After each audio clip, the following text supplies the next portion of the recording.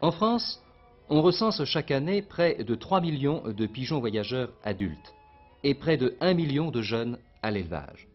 75% de ces chiffres représentent la part du Nord, une part énorme dans laquelle les mineurs ont eux aussi une place de choix.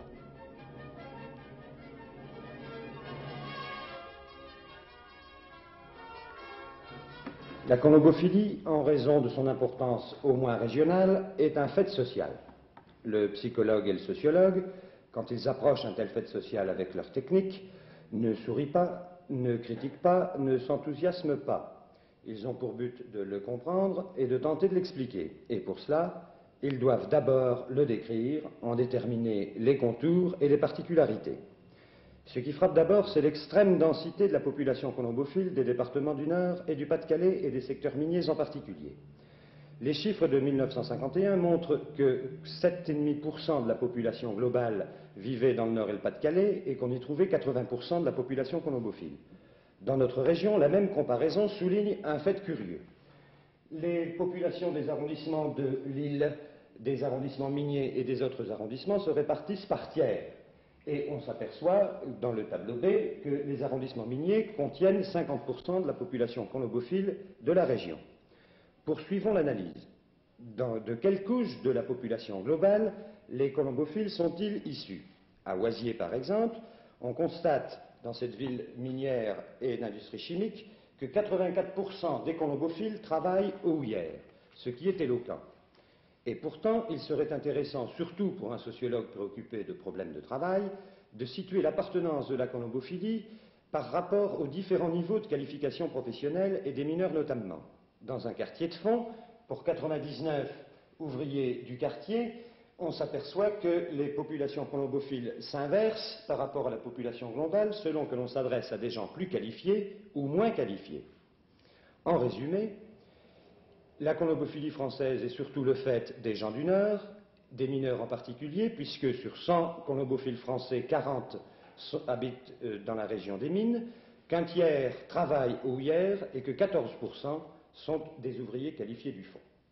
La colobophilie chez les mineurs du Nord a fait l'objet d'une étude très sérieuse pour le compte du Centre national de la recherche scientifique. Étude qui a été faite par Madame Frisch Gauthier et par Monsieur Louchet, qui est ancien professeur au lycée de Bruay, que nous retrouvons d'ailleurs sur le perron du même lycée où il a enseigné.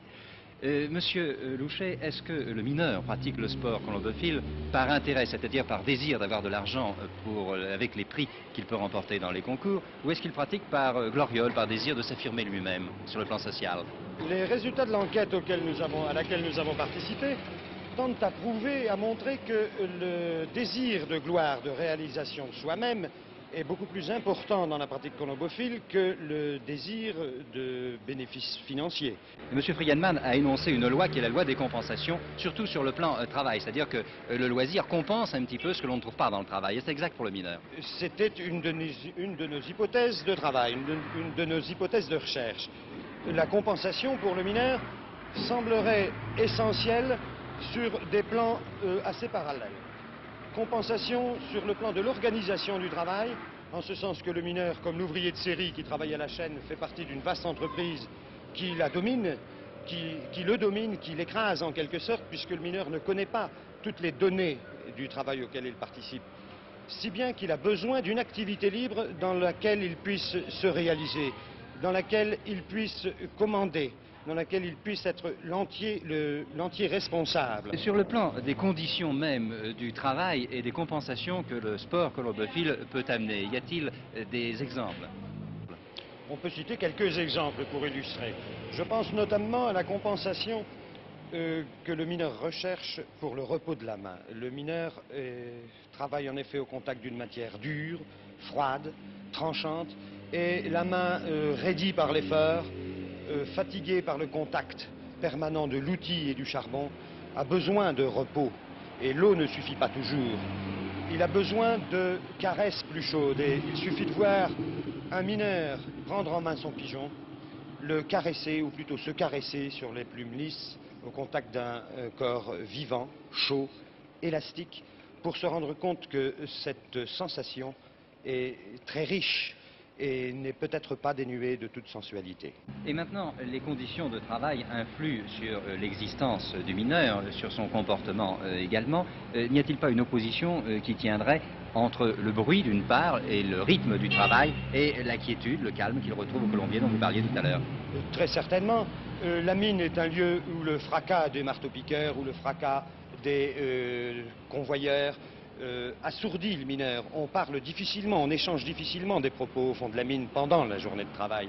Et le mineur éprouve le besoin et de se retrouver avec ses camarades pour parler calmement, et surtout de se détendre, de se reposer dans son pigeonnier. D'ailleurs, un de nos colombophiles qui s'était prêté aux interviews nous avait dit qu'il éprouvait surtout le plaisir de se retrouver dans son petit coin calme à lui.